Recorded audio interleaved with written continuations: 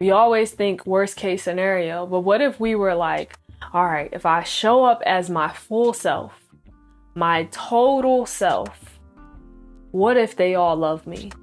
Hey everyone, I'm JusmeShakoyahD and welcome to my bubble.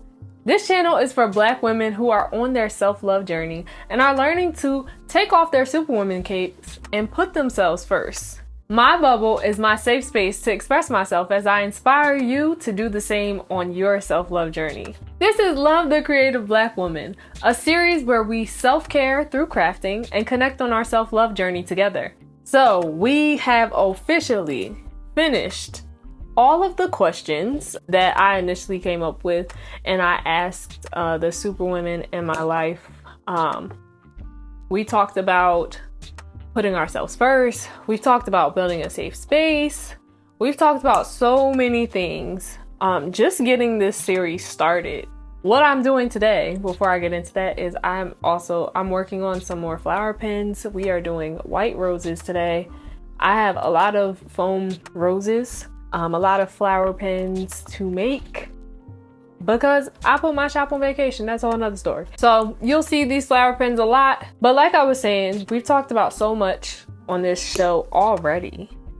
And initially, I really wanted this to be like a very crafted show where, I do some research on the topics beforehand and that type of thing. But what I'm finding is that I'm going to do research when I need to, but some of the stuff it's really just to connect. And one of the things that I'm working on is I am learning to be vulnerable.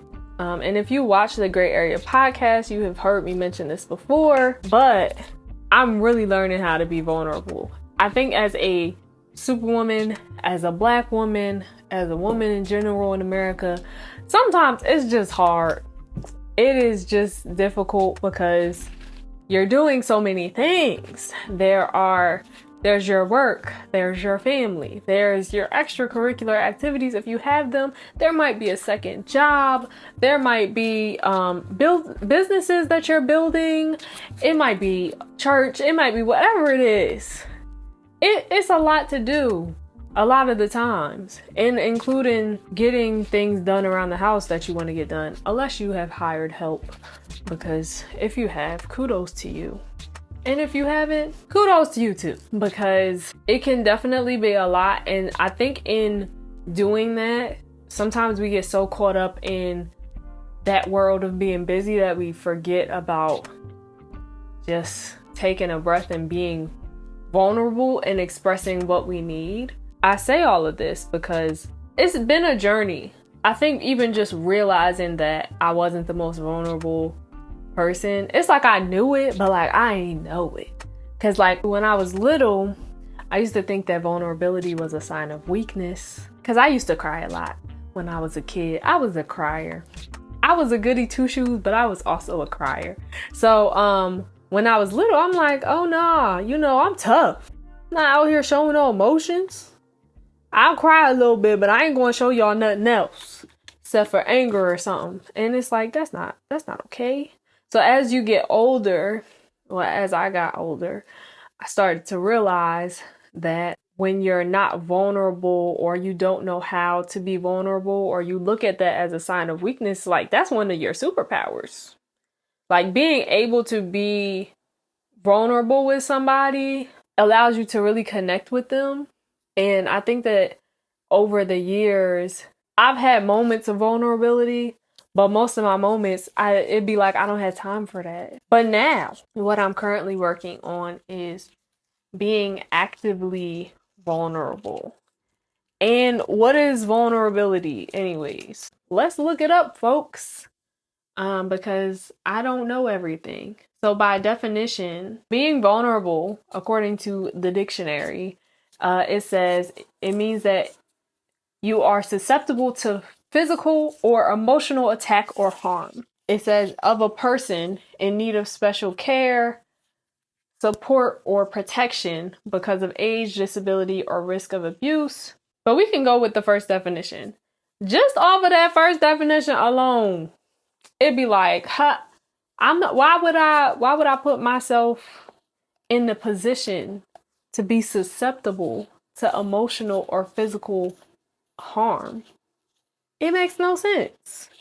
But when you realize that vulnerability also leads to deeper connections, it also leads to you finding yourself. It also leads to you being able to express yourself freely and figuring out like what you like, what parts of your personality do you want to express in this moment. Like, you have to be vulnerable.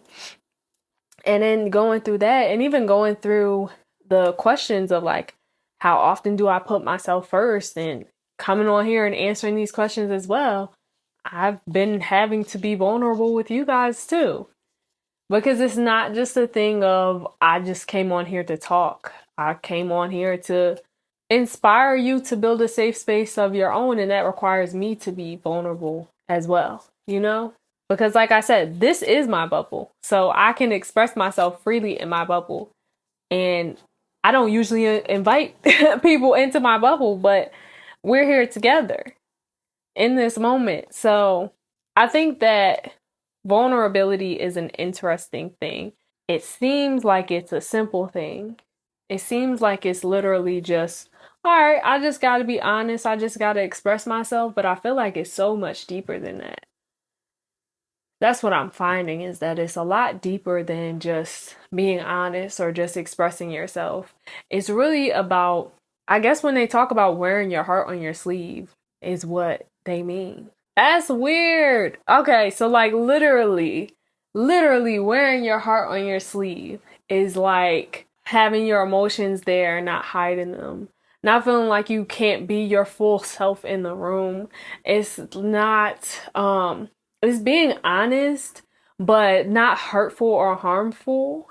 These are the things that I'm learning, and as I'm sitting here describing them to you, it's literally still things that I'm working on, and I'm not even 100% sure that I'm completely correct.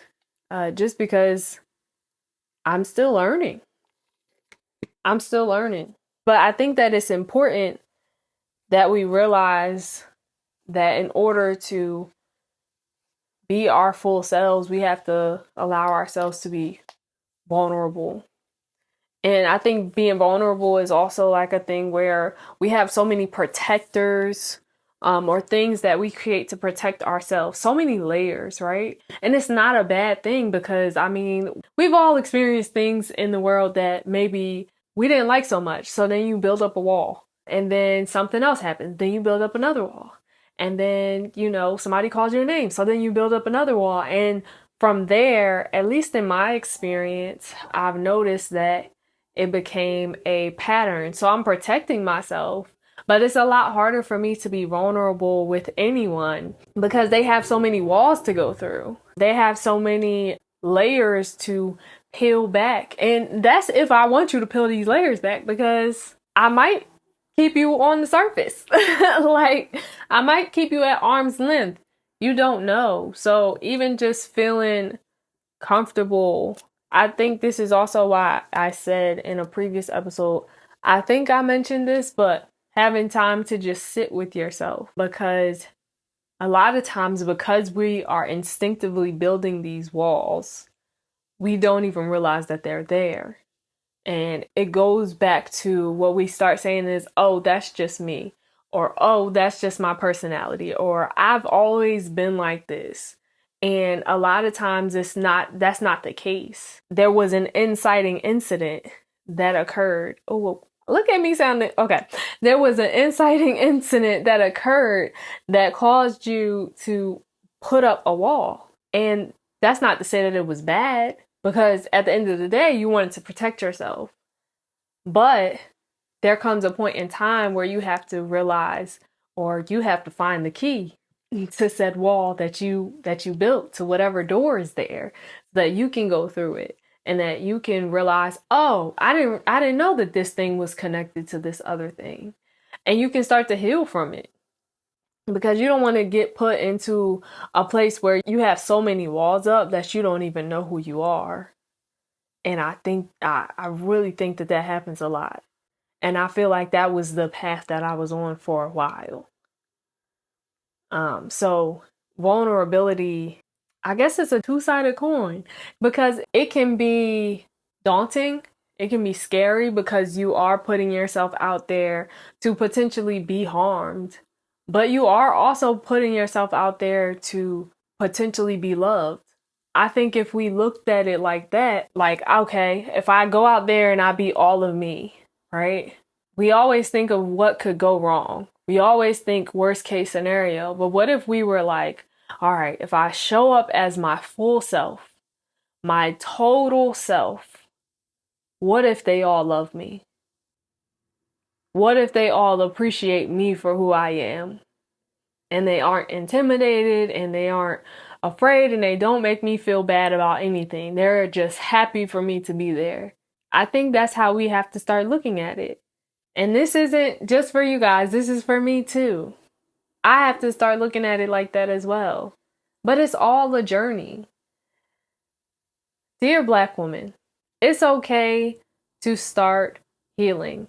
It is okay to start opening up to not only yourself, but to the people who are around you that you love, that you care for, and even to new people that are in your life. Vulnerability is scary, but it is also a journey.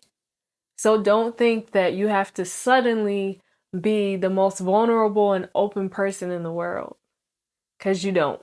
It's a part of your self-love journey. Be vulnerable with you. Figure out what layers are there, what walls are there, and then share who you are with the world, because you are beautiful and you are loved. Love the creative Black woman. Thank you guys for joining me for another episode. Let me know in the comments, how important is being vulnerable to you? Do you feel like you're a vulnerable person at all? Because maybe you're not. Maybe you're like me. I'm trying to figure it out over here.